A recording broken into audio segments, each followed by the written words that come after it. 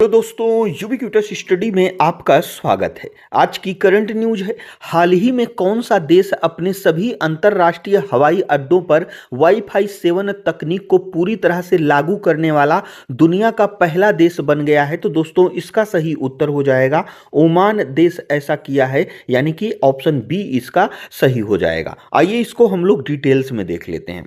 दोस्तों ओमान हाल ही के वर्षों में तकनीकी नवाचार और आर्थिक सुधारों के मामले में एक वैश्विक अग्रणी देश के रूप में उभरा है। ओमान अपने सभी अंतर्राष्ट्रीय हवाई अड्डों पर वाईफाई 7 तकनीक को पूरी तरह से लागू करने वाला दुनिया का पहला देश बन गया है। तकनीकी दिग्गज हुआवेई के सहयोग से शुरू की गई यह अत्याधुनिक सेवा वाईफाई 6 की तुलना में लगभग 5 गुना अधिक गति प्रदान करती है, जिससे यात्रियों को विश्व स्तरीय और निर्बाध कनेक्टिविटी का अनुभव मिलता है।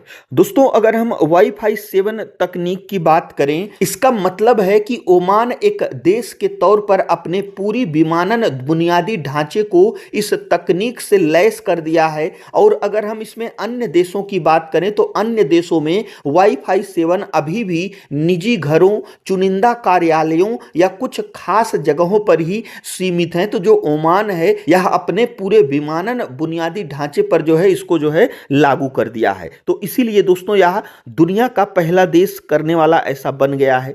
इसी प्रकार से दोस्तों आर्थिक परिदृश्य में ओमान खाड़ी सहयोग परिषद के सदस्य देशों में व्यक्तिगत आयकर लागू करने की घोषणा करने वाला पहला देश है। देश के विजन 2040 के तहत यह कानून जनवरी 2028 से प्रभावी होगा, जिसका प्राथमिक उद्देश्य तेल राजस्व पर निर्भरता कम करना और राष्ट्रीय अर्थव्यवस्था में विविधता लाना है। और दोस्तों अगर हम खाड़ी सहयोग परिषद की बात करें यानी कि जीसीसी, यह क्या है? तो दोस्तों खाड़ी सहयोग परिषद 6 अरब देशों जिसमें सऊदी अरब, UAE, Kuwait, Qatar, Bahrain, Oman शामिल हैं का राजनीतिक और आर्थिक मंच है। 1981 में स्थापित यह संगठन इन देशों के बीच क्षेत्रीय सहयोग, विकास और एकता को बढ़ावा देता है। तो दोस्तों यह जो ओमान है यह खाड़ी सहयोग परिषद के सदस्य देशों में ऐसा पहला देश है जो व्यक्तिगत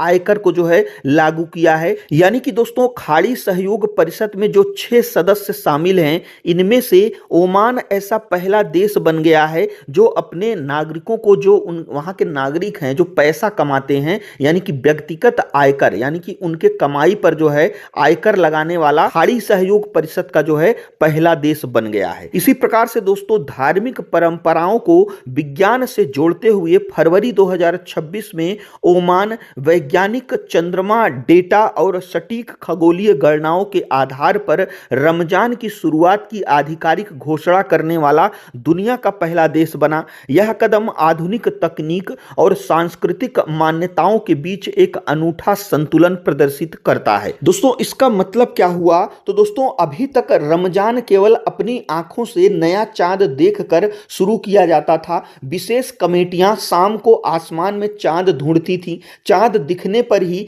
अगले दिन से रोजे रखने का ऐलान होता था। खराब मौसम या बादलों की वजह से अक्सर तारीखों में संशय बना रहता था। तो इसको दोस्तों ओमान जो है दूर करते हुए क्या किया है कि सटीक खगोलीय गणनाओं को लागू किया है। इसका मतलब हुआ तो यह गणित और मशीनों जैसे सैटेलाइट की मदद से चांद की स्थिति पता करने का तरीका है। इसमें आंखों से चांद देखने की निर्भरता नहीं होती है। इसके जरिए बादलों या खराब मौसम के बावजूद महीनों पहले ही त्योहारों की बिल्कुल सटीक तारीख तय की जा सकती है। तो इसमें दोस्तों जो संशय होता है वह दूर हो जाएगा।